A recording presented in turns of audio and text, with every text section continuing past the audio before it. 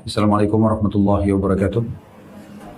Alhamdulillah, selalu saja lisan kita memuji Sang Pencipta Allah atas segala nikmat yang dilimpahkan kepada kita, terutama nikmat Islam dan iman. Di mana dengan Islam dan iman kita jadi mengenal Tuhan kita Allah, dan akhirnya kita jadi menyembahnya, mengikuti perintahnya, meninggalkan larangannya.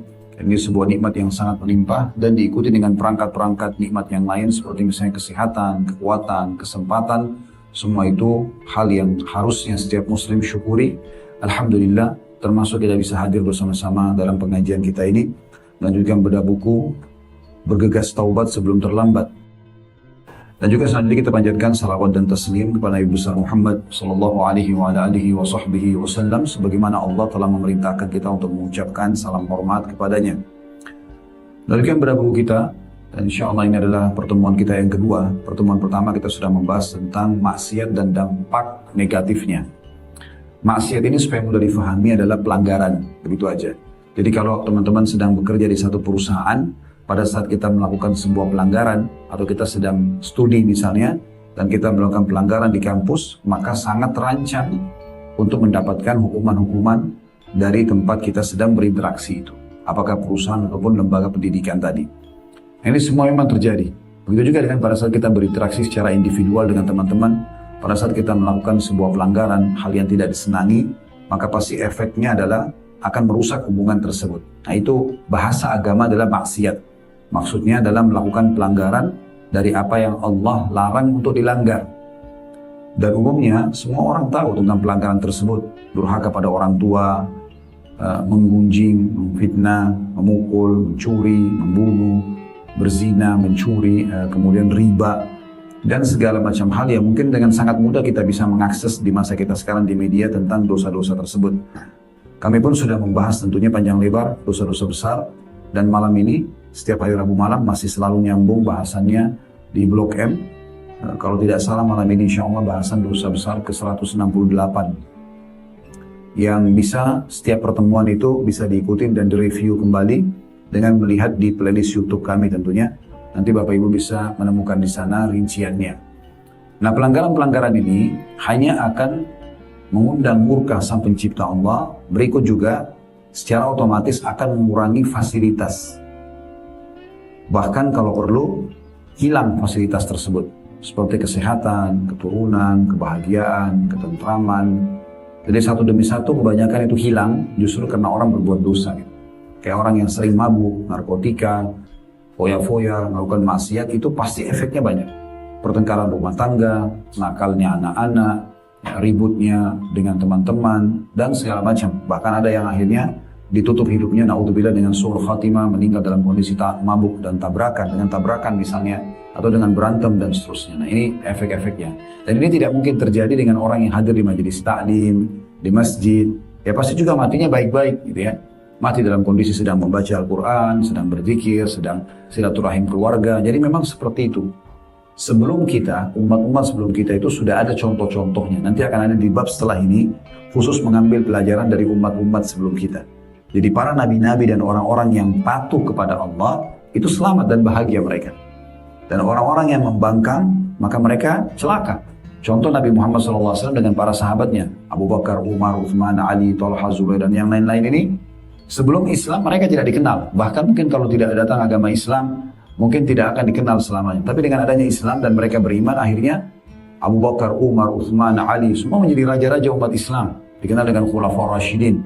Sahabat-sahabat dinukil kisah tentang mereka. Abu Hurairah, Abdullah bin Mas'ud, Abdullah bin Umar, ditukil tentang kebaikan-kebaikan. Karena mereka bergabung dan berada di komunitas Rasulullah SAW yang orang baik dan orang saleh. Di dunia mereka dapat kebahagiaan, mereka punya pasangan hidup, mereka punya keturunan, mereka punya harta, mereka punya jabatan, punya nama harum, punya ilmu, dan di akhirat mereka akan dapat balasan yang sempurna. Sementara yang hidup semasa dengan Nabi Muhammad SAW seperti Abu Jahal, Abu Lahab, mereka habis, ya hidupnya celaka dan juga hanya dikenang selamanya buruk. Nah, begitu kurang lebih gambaran orang yang berkumpul dengan komunitas orang-orang yang baik akan sama dengan mereka. Berkumpul dengan komunitas orang-orang buruk akan sama dengan mereka. Ini sudah kita jelaskan panjang lebar pada pertemuan lalu, tapi saya reviewkan kembali supaya tidak lupa. Jadi dosa itu untuk dipelajari dan dijauhi, sementara amal soleh untuk dipelajari dan dikerjakan. Nah, kurang lebih seperti itu. Pada kesempatan ini kita akan bahas materi kita yang kedua, judulnya Allah Maha Menerima Taubat Hambanya. Ini subhanallah sebuah bonus dari Allah ini. Sebuah bonus dari Allah. Karena Allah itu bukan hanya menyuruh kita taubat, dan makna taubat kembali. Kembali ke rel yang benar, kembali kepada peraturan, kembali kepada aturan. Itu taubat, dia kembali kepada Allah subhanahu wa ta'ala. Mana yang Allah bolehkan dia kerjakan, mana yang Allah larang dia jauhi. Sambil dia mengikrarkan sama Tuhannya Allah, dia tidak akan melanggar lagi. Itu namanya taubat, ya. Dan taubat ini luar biasa, bonus dari Allah subhanahu wa ta'ala. Kenapa saya katakan bonus? Karena Allah bukan hanya menganjurkan orang yang bersalah taubat, tapi justru gembira kalau melihat ada hambanya yang taubat. Dan Allah membukakan bagi orang-orang yang taubat semua pintu yang tadinya tertutup karena dosa dia. Rezeki misalnya, keturunan misalnya, ya, pekerjaan misalnya, apa saja. Dengan taubat maka semua akan terbuka kembali. Beda sekali antara Allah subhanahu wa ta'ala dengan manusia.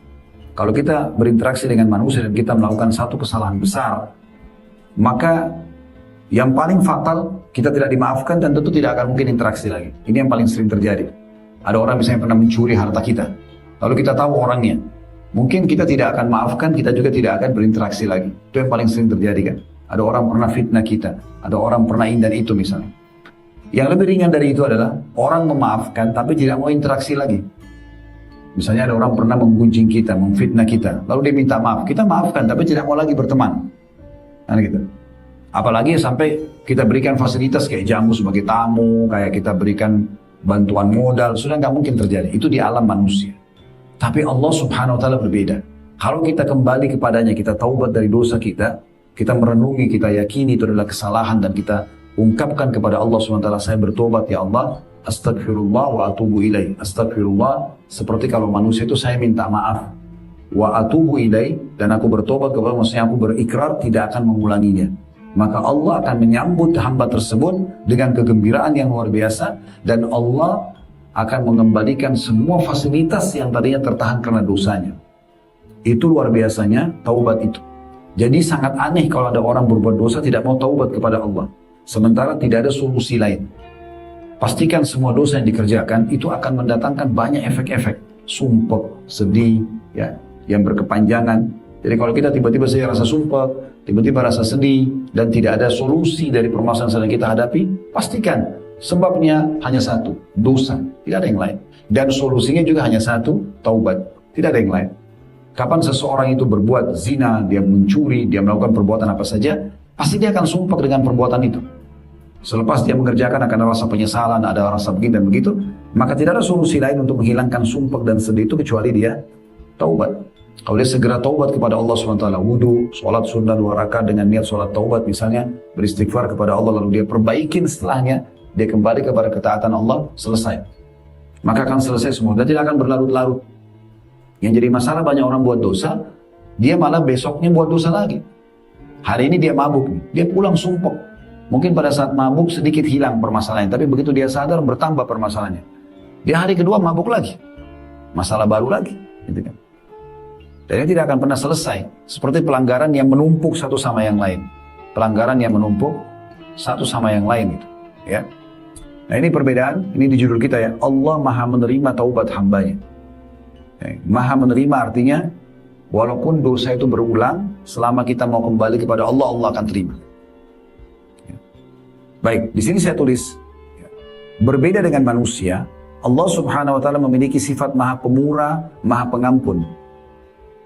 Ketika umumnya manusia tidak akan memaafkan kesalahan besar, terlebih jika itu berkaitan dengan harga diri, harta, atau semacamnya, Allah justru senang mengampuni dosa hamba-hambanya dan gembira dengan taubat mereka. Itu beda sekali antara manusia dengan Allah subhanahu wa ta'ala. Diriwayatkan dari Anas bin Malik radhiyallahu anhu, dalil atau bukti nyata dari wahyu Al-Quran dan Sunnah tentang Allah menerima taubat hamba-hambanya, bahkan gembira dengan taubat hambanya, gembira kalau hamba itu mau mengakui kesalahannya, kemudian dia memperbaiki ke depan. Hadits ini diantaranya, Rasulullah SAW bersabda, "Lillahi ashaddu farahan bi taubati abdi hina yatubu ilaihi min ahadikum kana ala rahilatihi bi ardi falatin فانفلتت منه وعليها طعامه وشرابه فآيس منها فأتى شجرة فاتجع في ظلها قد يئس من راحلته فبين هو كذلك إذا هو بها قائمة عنده atau qa'imatan indahu fa'akhadha bi'idhamiha atau bikhitamiha thumma qala min shiddatil farahi Allahumma anta 'abdi wa ana rabbuka akhta'a min shiddatil farah. Terjemahannya dan hadis ini riwayat Bukhari, ada footnote di situ, Bapak Ibu bisa lihat di halaman 6, footnote kecil di bawah, HR artinya hadis riwayat ya. Bukhari di nomor 6308 dan Muslim nomor 2747. Terjemahannya kata Rasulullah SAW, sungguhnya Allah sangat gembira dengan taubat hambanya. Ini perbedaannya, kalau manusia kita minta maaf pun dia belum tentu senang. Tapi Allah justru kalau kita taubat dia senang. Allah sangat senang, sangat gembira dengan taubat hambanya ketika dia bertaubat kepadanya. Kepadanya N-nya besar, kata ganti Allah ya. Melebihi, gembiranya Allah ini melebihi, dikasih perumpamaan. Kegembiraan seseorang dari kalian yang berada di atas tunggangannya di suatu tanah yang luas dalam kurung padang pasir. Lalu tunggangan itu lari meninggalkannya. Jadi ibaratnya ada orang, dia bawa semua hartanya, bekalnya di atas tunggangannya, dia pergi ke padang pasir yang tak bertuan, tidak ada manusia, tidak ada kehidupan di sana. Kemudian tiba-tiba saja untanya yang bawa bekal dia semua itu hilang. Ya. Kemudian di atas tunggangan itu dikatakan dalam hadis ini, dia meletakkan perbekalan makanan dan minumannya, semua hartanya makanan minum di situ. Unta itu lari, bawa pergi, nggak ditemukan lagi. Sampai dia merasa putus asa dan mendatangi sebuah pohon lalu tidur berbaring di bawah naungannya dengan hati yang tidak ada lagi harapan terhadap tunggangannya. Jadi orang tadi yang hilang tunggangannya ini, dia pergi ke bawah sebuah pohon, dia tidur.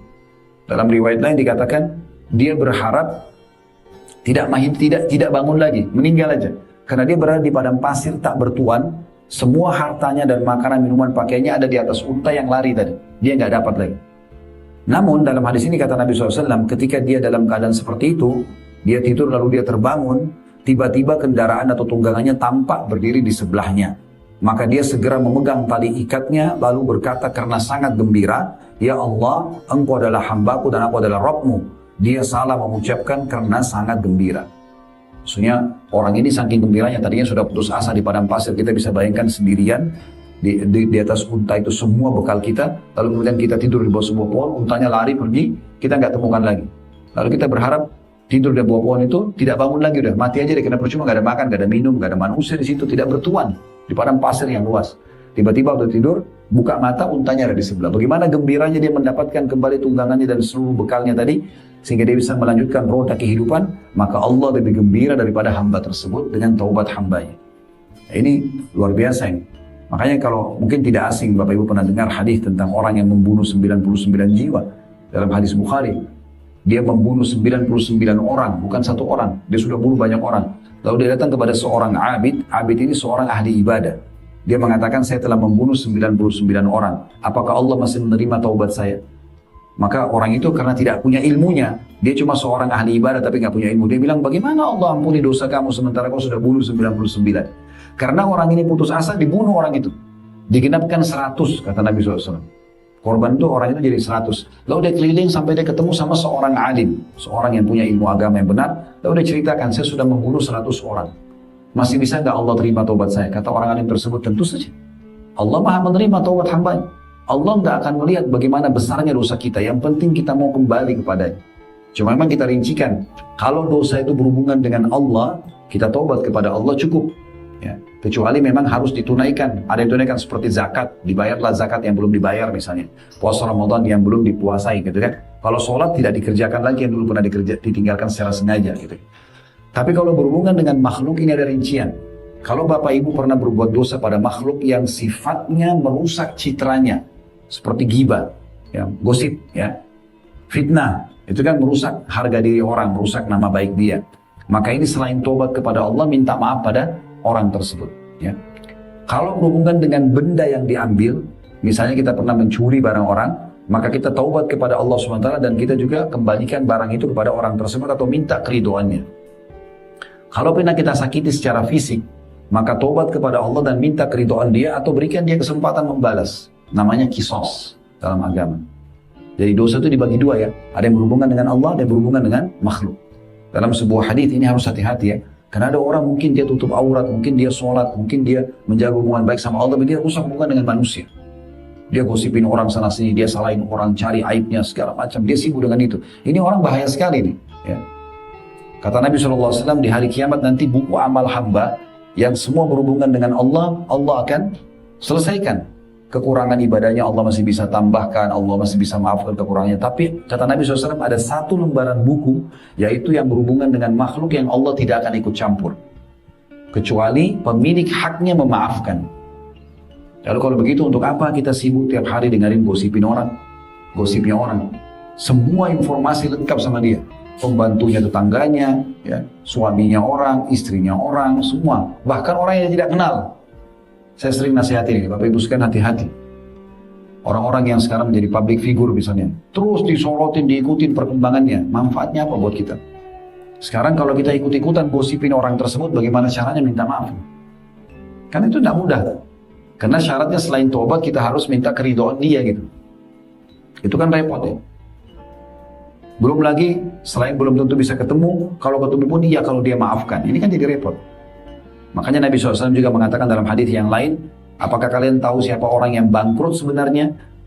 Kata para sahabat, ya Rasulullah, orang yang tidak ada dirham dan dinarnya. Maksudnya habis duitnya, nggak ada lagi. Bisnis rugi, itu bangkrut. Kata Nabi SAW, bukan itu. Itu gampang, orang bisa kerja lagi, dapat lagi modal bisa. Tapi bangkrut sebenarnya adalah orang yang datang hari kiamat nanti, di hari kebangkitan dan hari pembalasan, dia membawa pahala sholat, pahala puasa, pahala zakat, pahala haji, lengkap semuanya. Tapi satu sisi pernah mencaci maki orang ini, pernah memukul orang yang itu, pernah mengambil haknya orang yang ini. Dan mereka-mereka ini menuntut depan Allah, ya Allah fulan ini pernah pukul saya, ya Allah fulan ini pernah gosipin saya, ya Allah fulan pernah fitnah saya. Tidak sempat dia minta maaf di dunia. Maka diambil pahala-pahala dia, dikasih kepada orang-orang yang menuntut tadi. Pahala sholatnya, pahala puasanya. Kalau masih banyak orang yang nuntut, sementara pahala dia sudah habis, nah yang belum dapat haknya ini, akan diambil dosa-dosa mereka, ditimpahkan kepada orang ini. Jadi dia sudah sholatnya habis dinikmati oleh orang lain, dia selama dunia, dia puasa habis diambil sama orang lain, dia zakat, dia haji diambil sama orang lain, plus lagi, kalau masih ada orang yang dia pernah sakiti di dunia, dia tidak sempat minta maaf dan ternyata pahala dia sudah habis untuk dibayar-bayarin. Apa yang luar biasa, Pak? Zinanya orang, bohongnya orang, ribanya orang, itu ditimpakan pada dia. Dia yang tanggung hukumannya. Ini untuk apa? Hanya karena nafsu kuping kita saja dengerin gosip orang. Kan tidak ada manfaatnya. Gitu kan? Ada orang begitu bangun tidur, pertanyaan pertama ke teman-temannya di grup, sudah tahu belum? Gosip duluan. Informasi tentang pembantu orang, tentang mobil orang, tentang baju orang, tentang ini. Tidak ada manfaat. Makanya Nabi SAW berikan kita kaidah sederhana sebagai seorang muslim dan muslimah. Min husni islamil mar tar'u ma la ya'ni. Termasuk kesempurnaan keislaman seseorang adalah meninggalkan apa yang tidak berguna bagi dia. Jadi sebelum kita melakukan satu perbuatan, tanya bermanfaat nggak buat saya. Kalau enggak jangan. Jadi bermanfaat maksudnya secara ukhrawiyah ya, secara akhirat bermanfaat nggak buat saya. Kalau kita duduk sama orang, nanyain kabar, berikan informasi yang baik, mungkin. Tapi kalau sudah melakukan dosa itu nggak boleh. Ada satu kisah unik terjadi di salah satu salafus saleh dulu.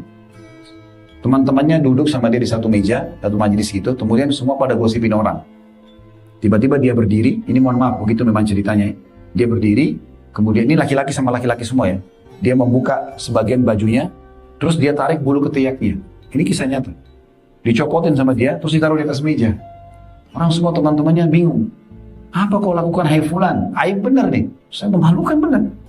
Ngapain gitu buka baju, cabut bulu ketiak, taruh di atas meja. Terus dia sambil senyum, dia ingin berikan pelajaran pada teman-temannya. Dia mengatakan, apakah kalian menganggap perbuatanku ini aib, memalukan dan memilukan ini? Karena cabut bulu ketiak, taruh di atas meja. Mereka bilang, tentu saja. Kita kan lagi ngobrol, kok begini dibuatnya gitu. Maka dia mengatakan, sungguh aneh sikap kalian. Kalian ya, menganggap perbuatanku ini yang merupakan sunnah Rasulullah. Kan mencabut bulu ketiak sunnah Nabi kan gitu. Ini aib, sementara kalian melanggar Rasulullah, gosipin orang gak dianggap dosa. Dia sebenarnya bukan tujuannya untuk menunjukkan bulu ketiaknya, bukan. Tapi dia ingin menunjukkan, ini yang saya lakukan yang kalian anggap memilukan. Sebenarnya kalian ini memilukan, karena ini nanti akan menjadi hukuman buat kalian. Ya. Ingat teman-teman sekalian, apa yang kita buat hari ini, maka akan jadi hasil di hari esok. Hari ini kita gosipin orang, besok kita digosipin juga. Hari ini kita fitnah, besok kita difitnah. Hari ini kita pukul, besok kita dipukul. Hari ini kita bersedekah, memaafkan, kita senyum, besok juga begitu. Hari ini kita jenguk orang sakit, besok kita sakit dijenguk. Hari ini kita datang takziah orang meninggal, kita kalau meninggal juga ditakziah, memang begitu. Jadi seperti itu sistemnya. Orang berbuat satu perbuatan itu akan menjadi ciri khas nanti dia dan menjadi juga tumpuhan balasannya. Jadi harus hati-hati. Saya juga mengajak teman-teman sekalian, di saat kita taubat nasuha, taubat ini taubat nasuha, taubat yang tulus kepada Allah Subhanahu wa taala, dan pada saat taubat dan kembali ke jalan Allah itu jangan setengah-setengah. Jangan dipilah-pilah gitu. Karena banyak orang hijrah tapi setengah-setengah. Dia nggak maksimal. Kenapa? Apa yang ditunggu gitu? Sementara kalau kita menggabungkan antara amal soleh sama dosa, nanti amal solehnya akan kurang nilainya, kurang kehusyuannya, gitu kan? Dan juga kenikmatannya itu hilang. Saya sudah pernah kasih contoh di bab yang lalu, tapi saya ingatkan kembali.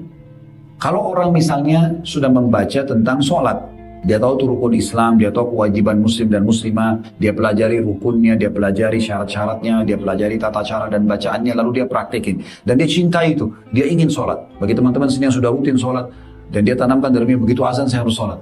Maka itu akan muncul kenikmatannya sholat itu kan. Nah, lawannya, maksiatnya adalah meninggalkan sholat. Orang yang menikmati sholat ini akan nikmat di sini dan akan hilang kenikmatan lawannya. Lawannya kan meninggalkan sholat. Dia akan heran kalau orang tinggalin sholat, kenapa kamu gak sholat, sayang banget. Nah itu muncul, kenapa? Karena dia sudah nikmatin pahalanya gitu, perbuatan baiknya. Nah begitu ya. Nah ini tidak bisa bersatu nih, antara suka sholat dengan tinggalin sholat. Begitu juga sebaliknya, kalau orang tinggalin sholat dan dia nikmati itu, dia benar-benar merasa tidak ada beban, tidak ada hukuman nanti dari Allah. Pokoknya dia cuek aja dengan tidak penting bagi dia sholat. Maka kenikmatan sholat hilang. Dia akan heran, kamu tuh sholat terus gak capek apa? Nah, dia gak bisa ketemu ini. Gak bisa ketemu. Nah orang yang ada di tengah-tengahnya, dia sholat, tapi kadang-kadang juga tidak sholat. Ini tidak akan pernah khusyuk. Gak mungkin itu menghayal dia kalau sholat terus tiba-tiba bisa nangis kepada Allah, terus dia bisa jaga gerakan-gerakan benar, itu gak mungkin karena dia masih buka pintu dosanya. Kan gitu. Nah ini poinnya. Sama dengan orang kalau tutup aurat, dia udah tutup nih, dia sudah maksimal, dia sudah cintai itu, dia tahu perintah agama. Maka dia nanti akan hilang lawannya. Lawannya adalah buka aurat. Dia akan heran, kenapa orang itu tidak tutup aurat, dia sayang lah dan seterusnya. Nah sebaliknya orang yang buka aurat, dia tidak merasa ini sebuah pelanggaran, dia nikmati dosanya itu, maka dia akan heran kenapa orang tutup aurat. Kan begitu. Nah ini tidak akan ketemu satu sama yang lain. Baik, seperti itu kurang lebih gambarnya. Jadi harus lebih jeli dalam memahami. Jadi kalau mau jadi orang baik sekalian. Hijrah sekalian. Mau teman-teman bilang, kamu kok berubah? Iya, saya baru tahu, saya ikut pengajian, ternyata nggak boleh loh, umur kita terbatas. Orang bisa meninggal setiap saat kan. Orang kalau mengadakan acara ulang tahun, sebenarnya keliru dia. Harusnya ulang detik, bukan ulang tahun. Setiap detik orang bisa meninggal, kan gitu. Siapa di antara kita sendiri punya jaminan masih bisa kembali ke rumahnya sebentar? Bukan sebagai doa, tapi bisa saja ajal datang.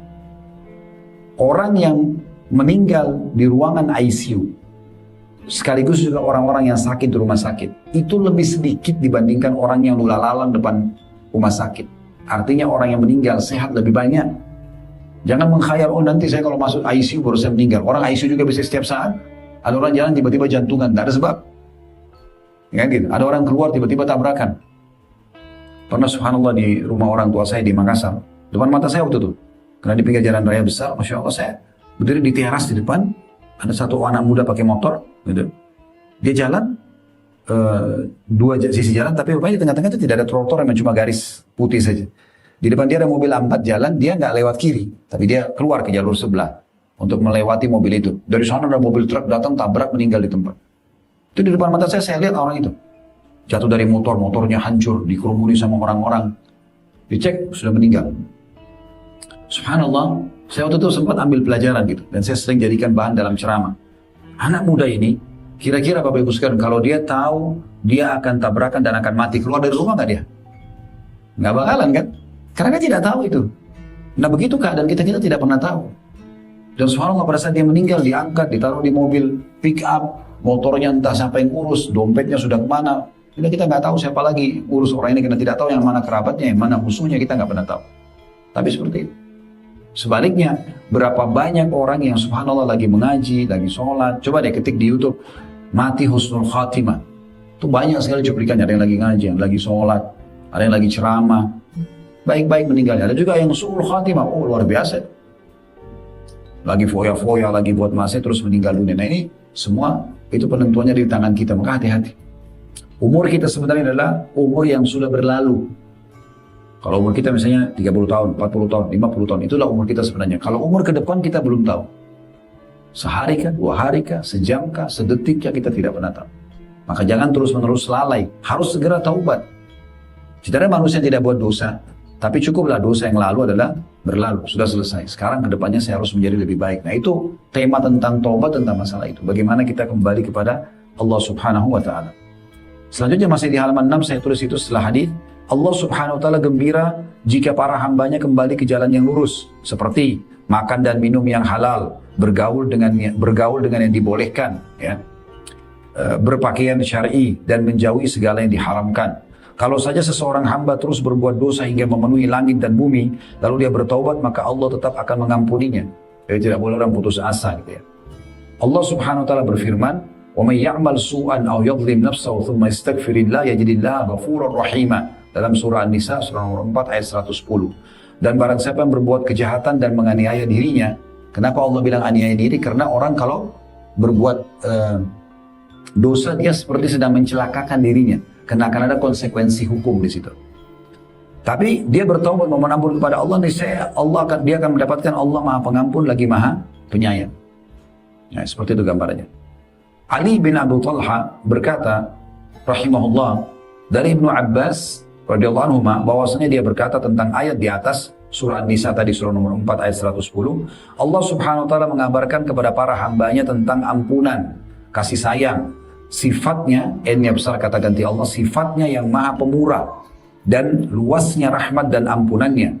Karena itu siapa saja yang melakukan dosa, baik kecil ataupun besar, kemudian dia beristighfar memohon ampun, niscaya dia mendapati Allah Maha Pengampun lagi Maha Penyayang, meskipun dosa-dosanya lebih besar dari langit, bumi dan juga gunung. Ini perkataan Ibnu Abbas, ya. Dan ada footnote di situ sudah kita jelaskan, diambil dari tafsir Quran Al-Azim yang ditulis oleh Ibnu Katsir rahimahullah. Teman-teman kalau mau tahu dirinya, saya baik atau tidak, saya ini penghuni surga atau penghuni neraka, coba sederhana begini praktiknya. Coba bayangkan kalau kita meninggal saat ini, ajal datang. Kira-kira perkataan orang di sekitar kita baik atau buruk? Kalau orang bilang, oh si fulana itu baik itu, selalu sholat, tutup aurat, orangnya baik, silaturahim keluarga, berarti itu kita orang baik. Orang nilai kan itu. Atau kalau orang mengatakan, oh si fulan, oh syukur dia mati tuh. Karena orangnya suka gosip, orangnya suka begitu dan begitu, berarti kan buruk. Itu penting. Harus kita introspeksi diri, jangan terus-menerus dalam kelalaian. Ya.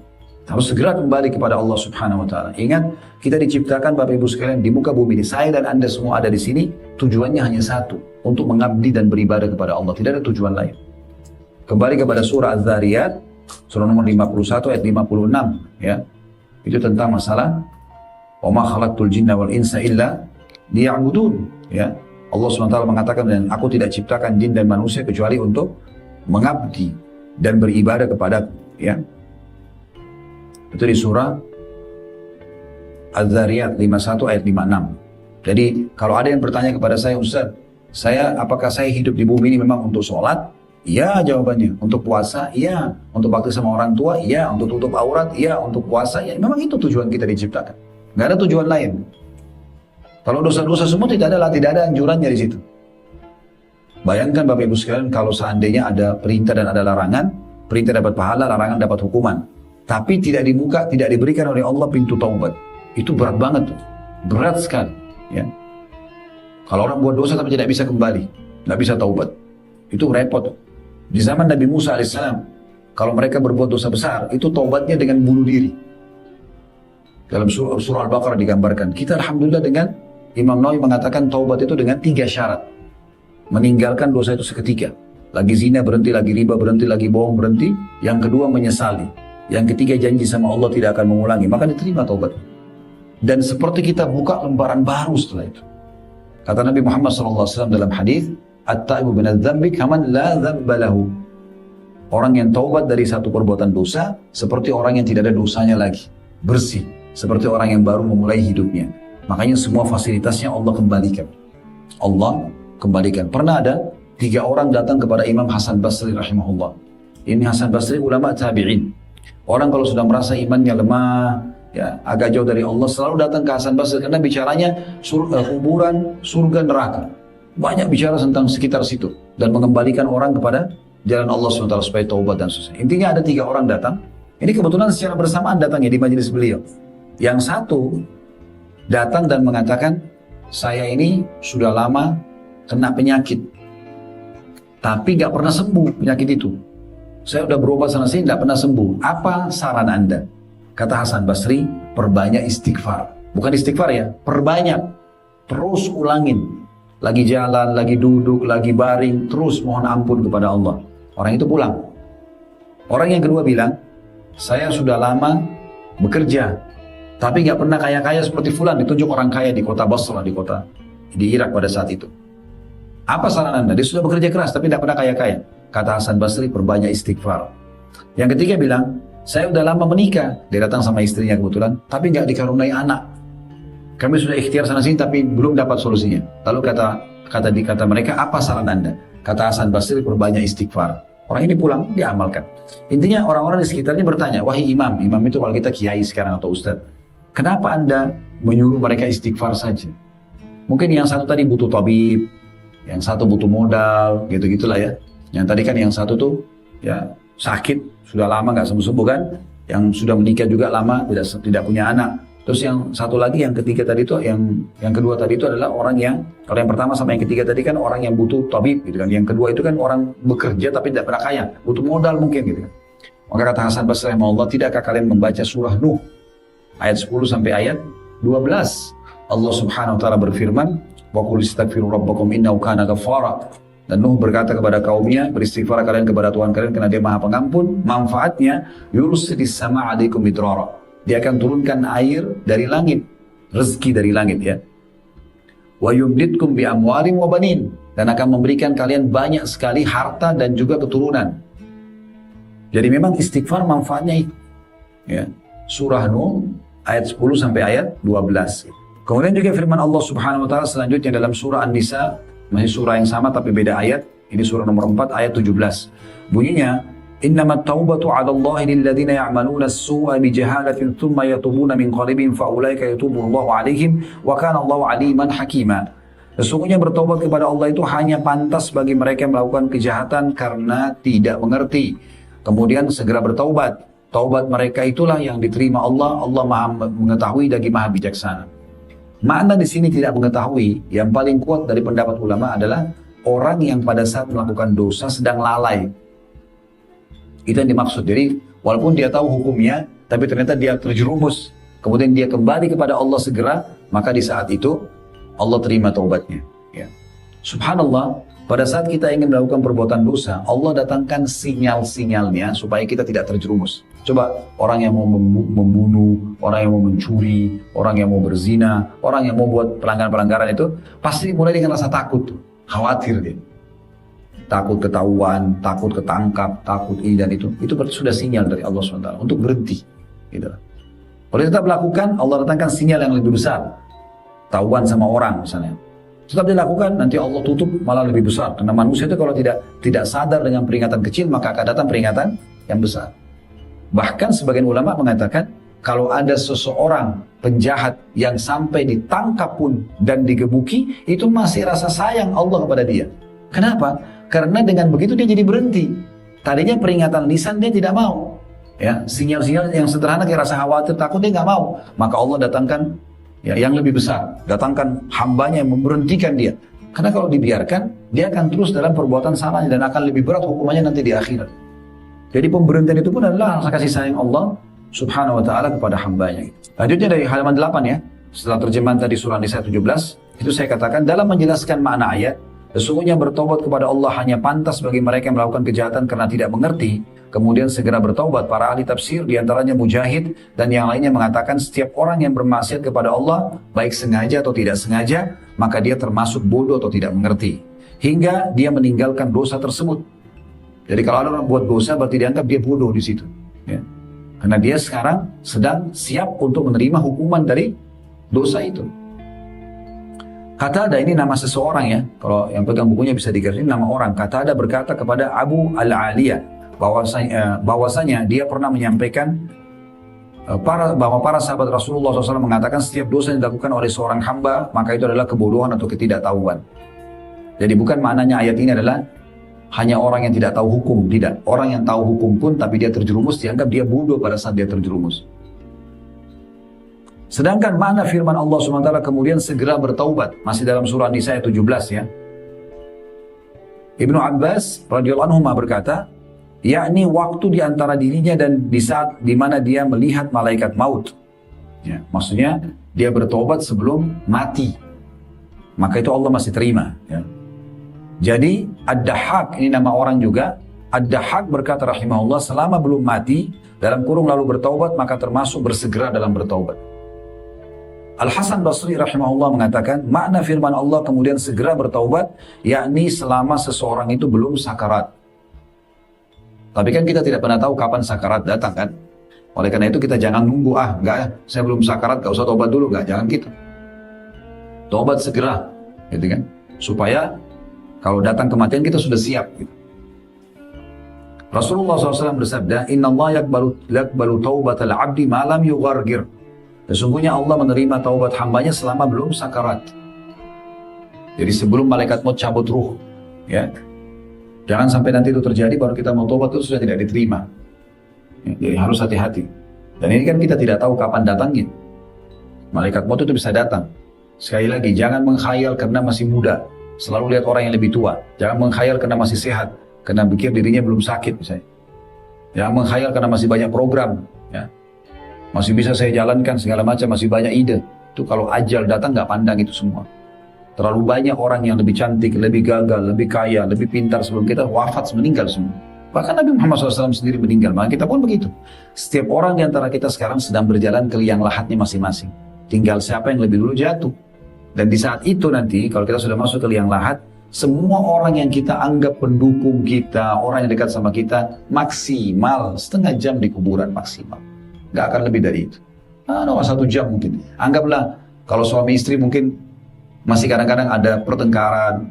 Tapi kalau orang tua sama anak, ibu sama anak, anggaplah ibu sini sudah punya anak, pasti kita tahu bagaimana sayangnya dengan anak, atau seorang ayah dengan anak. Bagaimana Allah gambarkan Nabi Yakub sangat cinta dengan Nabi Yusuf dalam Al-Quran. Dengan sampai buta matanya karena terus menangis memikirkan Yusuf. Itu kan menandakan cinta orang tua. Tapi orang tua kita cinta sama kita pun pada saat kita meninggal, maksimal setengah jam, habis itu dia pulang. Kita akan sendirian di situ. Apalagi kalau cuma teman-teman yang sudahlah, tidak apa-apa buat dosa aja, nanti saya yang tanggung dosanya. Bohong ini. Dari mana dia tanggung? Tidak ada. Allah mengatakan wala taziru waziratu wizra ukhra. Tidak ada orang menanggung dosa orang lain tiba-tiba dia bilang, kamu buat zina nanti saya yang tanggung. Itu enggak benar. Tapi kalau orang aja orang lain buat dosa, orang yang buat dosa dapat dosa, dia juga dapat ekstra karena dia yang mengajak. Itu iya. Tapi kalau dia suruh orang lain buat lalu dia tanggung dosanya, enggak ada itu dalam Islam. Kan begitu. Jadi harus hati-hati sekali. Kata Nabi Muhammad SAW dalam sebuah hadis, di sini tidak disebutkan di buku ya, tapi saya tambahkan informasinya, dan ini retorik yang kita gunakan dalam bedah buku kita ya. Jadi seringkali kami bacakan isi buku, nanti kita tambahkan informasi tambahan untuk lebih memperjelas lagi apa yang sedang dimaksud gitu. Ya. Jadi kita harus faham dan hati-hati sekali dengan masalah-masalah seperti ini. Ya. Baik, saya lanjutkan dulu. Termasuk ciri orang beriman adalah ketika berbuat dosa dia segera mengingat Allah dan taubat kepadanya. Ini ciri orang beriman. Sebagaimana Allah Subhanahu wa taala menyebutkan dalam surah Al-Imran surah nomor 3 135, "Walladzina idza fa'alu fahishatan aw dhalamu anfusahum dzakarullaha fastaghfiru lidzunubihim wa may yaghfiru dzunuba illallah wa lam yusirru 'ala ma fa'alu hum ya'lamun." Dan juga orang-orang yang apabila mengerjakan perbuatan keji atau menzalimi diri sendiri segera mengingat Allah, lalu memohon ampunan atas dosa-dosanya, dan siapa lagi yang dapat mengampuni dosa-dosa selain Allah, dan mereka tidak meneruskan perbuatan dosa itu sedang mereka sudah mengetahui. Jadi maksudnya ayat ini menjelaskan ya, kalau orang-orang yang berbuat dosa itu ya, kalau dia masih punya keimanan, maka Allah Subhanahu wa taala akan mudahkan dia kembali dan beristighfar kepada Allah. Ali bin Abi Thalib radhiyallahu anhu mengatakan, Allah tidak akan mungkin memudahkan seorang hamba mengucapkan istighfar dengan lisannya lalu Allah mau menghukumnya. Biasanya memang kalau orang itu menjauh dari agama, maka Allah biarkan lisannya pun sulit untuk bertobat. Bahkan dia mengajak orang lain untuk terus berbuat dosa. Lisannya dipakai untuk mengajak orang bermaksiat. Tidak hanya sekedar mengingat Allah saja, namun mereka segera mengiringi kemaksiatan itu dengan taubat dan istighfar kepada Allah Subhanahu wa taala. Imam Ahmad berkata, Yazid telah menyampaikan kepada kami, Hammam bin Yahya menyampaikan kepada kami, dan Ishaq bin Abdullah bin Abu Talha dari Abdurrahman bin Abu Amrah dari Abu Hurairah dari Nabi SAW. Beliau bersabda, ini hadis penutupan bab kita ya, sedikit panjang saya bacakan. Inna rajulan aznaba dhanban faqala rabbi inni aznabtu dhanban faghfir. Faqala Allah azza wa jalla abdi amila dhanban fa'alima anna lahu rabban yakfiru dhanb wa ya'khudhu bihi qad ghafartu li abdi thumma amila dhanban akhar faqala rabbi inni amiltu dhanban faghfir. فقال تبارك وتعالى علم عبدي أن له ربا يغفر الذنب ويأخذ به قد غفرت لعبدي ثم عمل ذنبا آخر فقال ربي إني عملت ذنبا فاغفر لي فقال عز وجل علم عبدي أن له ربا يغفر الذنب ويأخذ به قد غفرت لعبدي ثم عمل ذنبا آخر فقال ربي إني عملت ذنبا فاغفر فقال عز وجل عبدي علم أن له ربا يغفر الذنب ويأخذ به أشهدكم أني قد غفرت لعبدي فليعمل ما شاء. Ini penutupan bab dalil dalam bab kita ya. Yaitu hadis ini diriwayatkan oleh Ibnu Hibban. Ya, ada footnote di situ di halaman 11 di nomor 622 dan dinilai sahih oleh Syekh Albani. Terjemahannya, kata Nabi SAW, sungguh ada seorang laki-laki yang berbuat dosa lalu dia berkata, dia ada seorang buat dosa, setelah dia buat dosa dia mengatakan, wahai Rabbku, wahai penciptaku, dia panggil Allah, aku telah berbuat dosa maka ampunilah. Allah pun yang maha tinggi dan maha suci berfirman, hambaku telah berbuat dosa, dan dia mengetahui bahwasanya dirinya memiliki Rabb yang mengampuni dosa. Lalu dia meminta ampun, maka aku telah mengampuni hambaku itu. Kemudian hamba itu berbuat dosa yang kedua kalinya. Lalu berkata lagi, wahai Rabbku, aku telah berbuat dosa maka ampunilah. Allah yang maha suci dan maha tinggi berfirman, hambaku mengetahui bahwa dia memiliki Rabb yang mengampuni dosa, lalu dia meminta ampun, maka aku telah mengampuninya. Kemudian hamba itu mengulangi dosa yang ketiga kalinya. Lalu berkata, wahai Rabbku, aku telah berbuat dosa maka ampunilah. Allah pun berfirman subhanahu wa ta'ala, hambaku mengetahui bahwa dia memiliki Rabb yang mengampuni dosa, lalu dia meminta ampun, maka aku telah mengampuninya. Kemudian dia berbuat dosa lagi yang keempat kalinya, dan berkata, wahai Rabbku, aku telah berbuat dosa maka ampunilah aku. Allah pun berfirman subhanahu wa ta'ala, hambaku mengetahui bahwa dia memiliki Rabb yang mengampuni dosa, lalu dia meminta ampun, maka aku persaksikan kepada kalian wahai para malaikat, bahwa aku telah mengampuninya, maka dia boleh melakukan apa saja yang dia kehendaki. Riwayat ini perlu kita fahami baik-baik, karena kalau orang baca secara letter-let bisa salah faham. Yang pertama yang harus difahami adalah, hadis ini menjelaskan tentang luasnya rahmat Allah. Itu dulu. Hadis ini menjelaskan tentang luasnya rahmat Allah. Artinya, kalau ada hamba buat dosa, dia bertaubat. Berjalan waktu sekian lama, terjerumus lagi dalam dosa yang lain. Maka dia bertaubat lagi. Berjalan waktu lagi, dia terjerumus lagi dalam dosa, dia bertaubat lagi. Jadi di sini difahami adalah bagaimana rahmatnya Allah yang luas, dia tetap memaafkan hamba-hambanya. Jangan pernah dibalik pemahamannya. Jangan pikir, oh maksudnya hadis ini, hamba tersebut buat dosa terus, yang penting taubat terus. Bukan itu yang dimaksudkan. Yang sedang dititik beratkan adalah tentang rahmat Allah di sini. Bagaimana rahmat Allah sangat luas, nah, dia tetap menerima taubat hambanya kalau dia betul-betul ingin bertaubat. Nah, kita kembali dulu supaya menjelaskan apa yang saya paparkan ini dengan tadi syarat diterimanya taubat yang disebutkan oleh Imam Nawawi rahimahullah. Kan beliau bilang ada 3 syarat diterimanya taubat ya. Pertama, meninggalkan dosa itu seketika. Lagi bohong berhenti, lagi riba berhenti, lagi zina berhenti. Yang kedua, menyesali. Dan yang ketiga, berjanji pada Allah tidak akan mengulanginya. Kalau seorang hamba buat satu dosa, lalu dia bertobat nasuha dengan 3 syarat ini, dia tinggalkan, dia berhentikan dosa itu, dia menyesali, dia janji sama Allah tidak akan mengulangi, diterima taubatnya. Berjalan waktu dia buat dosa lagi, tapi memang dia tidak niat dari awal, karena kan dia sudah berjanji sama Allah tidak akan mengulangi kan. Dengan kelemahan iman, dengan kondisi, dengan apa segala macam, dia buat dosa lagi. Nah, dia tobat lagi. Di situ Allah terima lagi tobatnya, tapi dengan syarat 3 lagi. Tapi kalau dari awal dia buat dosa, dia dia mau tinggalkan dosa itu. Dia sesali. Tapi dalam hatinya masih bilang, tapi kalau ada kesempatan, ulangi, saya ulangi. Berarti kan syarat ketiga tidak terpenuhi kan? Berarti yang dimaksud di sini adalah hamba yang berbuat dosa yang kedua kali dan ketiga kali. Ini adalah orang yang tadinya sudah taubat nasuha benar-benar. Cuma berjalan waktu, dia ternyata terjerumus lagi. Tidak dia sengaja. Bukan orang yang dari awal sudah programin, kayak tadi saya bilang dianggap dibalik pemahaman hadis ini. Oh, buat dosa aja yang penting taubat, buat dosa aja taubat. Ini kan berarti dia dari awal tidak niat taubat yang sebenarnya. Karena masih ada niat untuk mengulanginya. Berarti dari awal taubatnya nggak akan diterima. Jadi hadis ini maksudnya adalah luasnya rahmat Allah Subhanahu wa taala, dan bagaimana yang kedua diterimanya taubat orang yang tadinya sudah taubat nasuha lalu terjerumus di dosa yang tanpa dia niat untuk merusak taubatnya awal.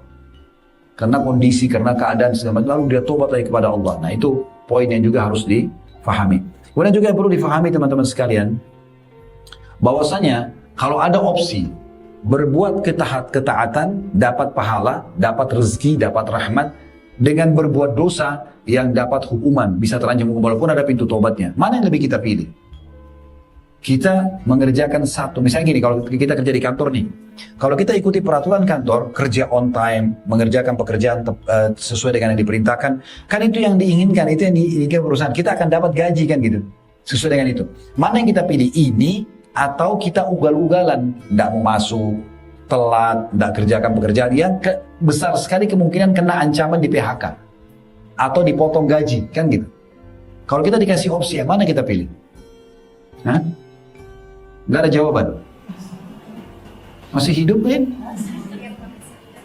Hah? Lihat kondisinya. Berarti masih mungkin melanggar. Sekarang saya ulangi supaya paham nih. Coba fokus. Ya.